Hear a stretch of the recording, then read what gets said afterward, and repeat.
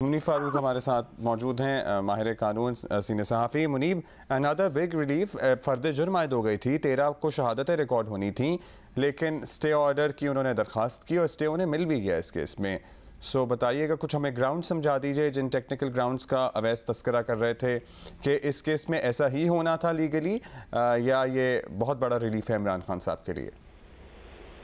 देखिए, अभी ये तो फैसला जो स्टे का दिया गया है उसको देखने के बाद ही कहा जा सकता है, लेकिन अगर ये बात जो है ख्वाजा आरिफ साहब कर रहे थे कि जो मजाज अथॉरिटी है, ये कंप्लेंट उसकी तरफ से नहीं या मुकदमा उसकी तरफ से नहीं दिखाया गया या शुरू किया गया, तो अगर तो ये उनकी बात दुरुस्त है, क्योंकि मैंने जैसे अर्ज किया कि अभी इसके जो कानूनी नुकात है हमारे सामने नहीं है, ना अदालत का फैसला, तो फिर तो स्टे मिल जाना कोई ऐसी बात नहीं है कि कोई मुकदमा खत्म हो गया है। लेकिन हाँ, इंडाइटमेंट के बाद सुप्रीम कोर्ट से एक मामले को जो कि सेशन अदालत के अंदर चलना है, उसके ऊपर आपको स्टे मिल जाए तो यकीनी तौर पर जो सेशन अदालत की कार्रवाई है वो तो मुतासर होती है। लेकिन डिपेंड करता है कि जो आर्गूमेंट रेज किया गया है ख्वाजा आरिफ साहब की तरफ से, उसको अदालत ने किस तरीके से एंटरटेन किया है।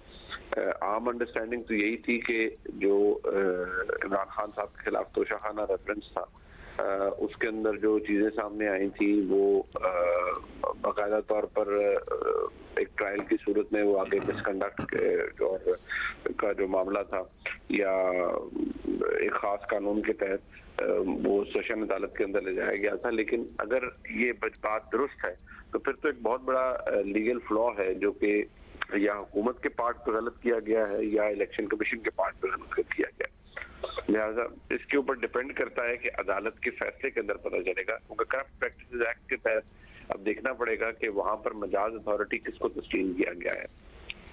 क्या ये काम हुकूमत वक्त ने करना है या इलेक्शन कमीशन ऑफ पाकिस्तान ने करना है? क्या ये काम हुकूमत वक्त ने करना है, इलेक्शन कमीशन ऑफ पाकिस्तान ने करना है? Let's see.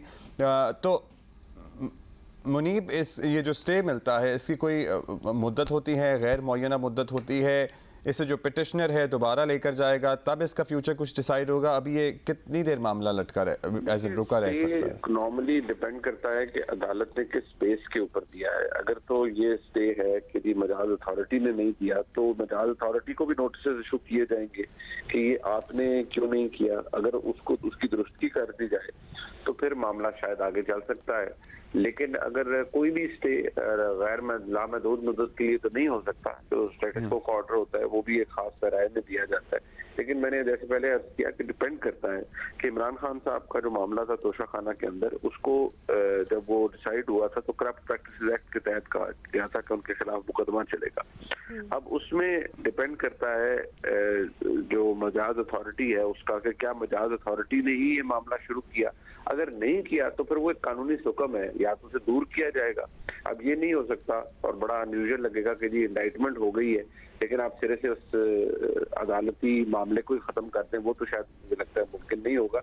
लेकिन अगर ये कंप्लेनेंट जो है उसके अंदर उसकी दुरुस्ती करानी है कि जी मजाज अथॉरिटी कंप्लेनेंट बने और वो दुरुस्त नहीं है, तो फिर वाकई उसके अंदर ये गलती होगी और उसको दुरुस्त किया जाएगा। लेकिन अगर किसी तरीके से इस मामले को देखना है और लटकाना है तो फिर हाईकोर्ट ने दे दिया है, तो सेशन अदालत तो फिर इनकैपेसिटेटेड है, वो क्या कर सकती है? जी, वो कुछ नहीं कर सकती और एक्चुअली कार्रवाई से रोक दिया है बाज़ाब्ता ट्रायल कोर्ट को इस्लामाबाद हाई कोर्ट ने तोशाखाना केस में। बहुत शुक्रिया आपका मुनीब फारूक।